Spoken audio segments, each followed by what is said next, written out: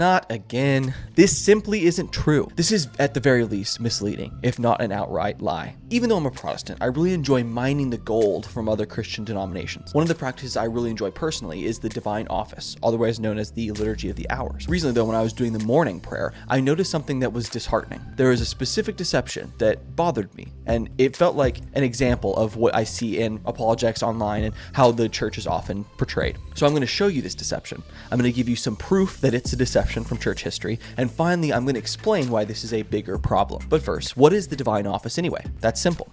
It's a desk that God sits in to answer all of his emails. No, that's not it. The divine office is a structure of daily prayer done by monks and priests primarily, but also by Catholic faithful, Catholic lay people. To explain the history briefly, I'll use a quote from Hallow. Praying at select hours of the day, multiple times a day, has roots in the Jewish tradition.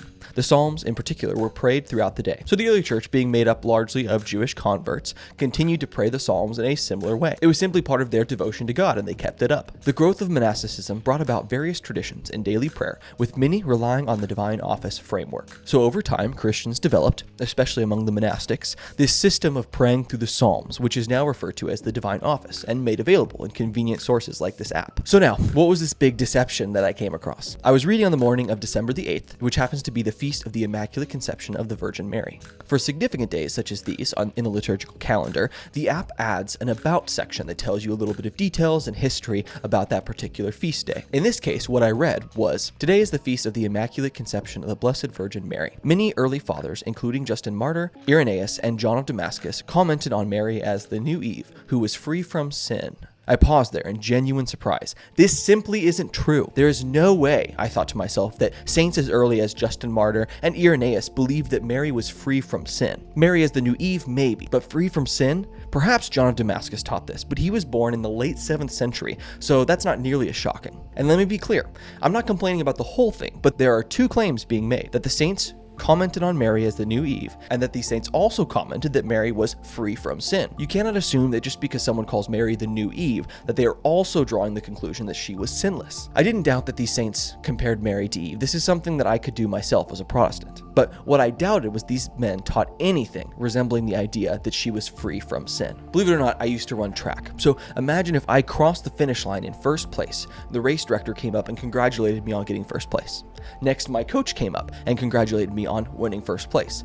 Finally, my mom comes up, gives me a big hug, and says, "You got first place, great job, you're the best runner in the world." And then I walk away and I tell everyone that the race director, my coach, and my mom said that I got first place and was the best runner in the world. Would I have any right to say that? No, of course not. My mother went farther in her compliments than either of the other two did, and you can't assume that just because they all agreed that I got first place, they also all agreed that I am the best runner in the world. So back to the reality of these saints. If I was right, and these saints didn't write that Mary was free from sin, then this is a significant deception that pretends this more modern dogma of Mary is much older than it actually is. Of course, I'm aware that I have a lot to learn, so I decided to take the opportunity to do the research, because I might have missed something. So were my initial instincts correct, or did the divine office know something that I did not? So let's browse through these church fathers.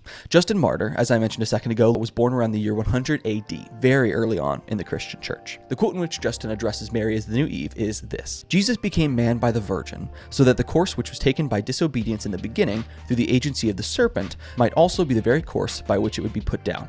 Eve, a virgin and undefiled, conceived the word of the serpent and bore disobedience and death. But the Virgin Mary received faith and joy when the angel Gabriel announced to her the glad tidings that the Spirit of the Lord would come upon her, and the power of the Most High would overshadow her, for which reason the Holy One being born of her is the Son of God." This doesn't say anything about being sinless. As expected, it compares Mary to Eve, which is a really cool biblical parallel, but it makes no comment at all about Mary's sin or lack thereof. At this point, we can already say that the Divine Office app is stretching the truth at the very least. But maybe they got 2/3 right. Let's look at Irenaeus. Also an early church father, being born around the year 130, still very early on, has two quotes in which he brings up the comparison between Mary and Eve. I won't read through them both, but I'll put them up on the screen, and there'll be a link in the description so you can check them out yourself. And in neither of these is her sinlessness mentioned. So to summarize, when I read the quote that Justin Martyr, Irenaeus, and John of Damascus commented on Mary as the new Eve who was free from sin, this is not a true statement. Had those last 5 words been deleted, the statement would have been true and much less profound for Catholics. But Justin Martyr and Irenaeus did not teach that Mary was free from sin. This is, at the very very least misleading, if not an outright lie. But before you leave a comment, I can feel you typing it right now. But Stephen, this is an argument from silence. It's not. Stop. Resist the urge. Stop.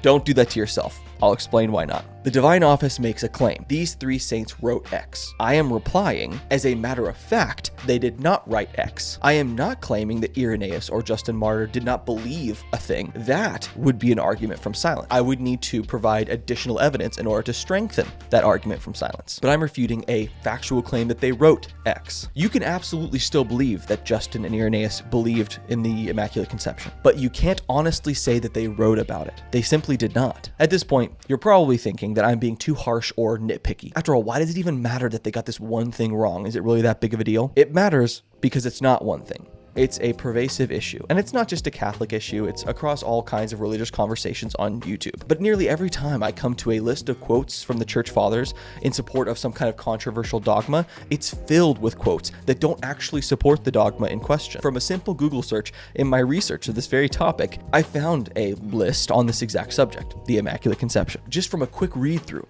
the first 6 people quoted here, multiple quotes from 6 people, have nothing in those quotes about the Immaculate Conception or Mary's sin whatsoever. It's this kind of usage of the Church Fathers that isn't helpful for anyone, Catholic, Protestant, or otherwise. At best, it muddies the waters for actual conversation, and at worst, it's an outright deception. If you're Catholic, this sort of mistruth does you personally a disservice. It doesn't give an accurate representation of history, and that sort of shallowness of belief, if you do decide to believe the dogmas, doesn't prepare you to engage honestly and meaningfully with anyone outside of your faith. Either you'll perpetuate the lie in your own not understanding that it is a lie, or you'll be faced with the truth and feel deceived. Either way, you haven't been helped by the lie, only harmed with the potential of harming others. And for Protestants, there's a similar risk. If you don't do the research yourself or have a background in church history, then you might be shocked by this sort of claim.